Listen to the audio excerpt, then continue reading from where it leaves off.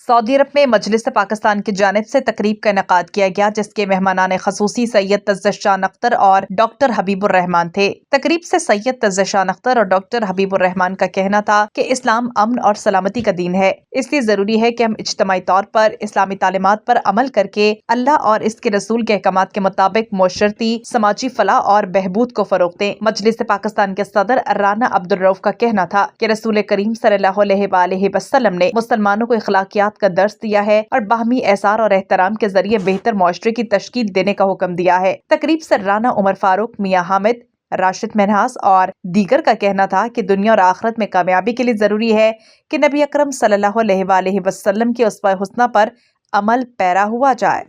सुकूत था पर्दादार जिसका, वो राज अब आश्कार होगा। तुम्हारी तहजीब अपने खंजर से आप ही खुदकुशी करेगी।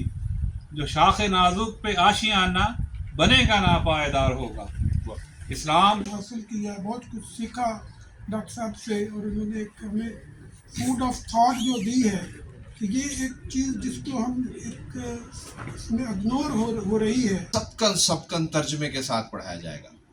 यानी ये इतनी बड़ी अचीवमेंट है कि ये शायद हमें इस वक्त महसूस ना हो, लेकिन प्यारे नबी सल्लल्लाहु अलैहि वसल्लम ने वो तकारीर तो नहीं की थी मुशरिकीन मक्का के सामने, कुरान पेश किया था। और कुरान की ये हलावत और कुरान की ये सराबत है कि वो इंसान के दिल को तब्दील करता है।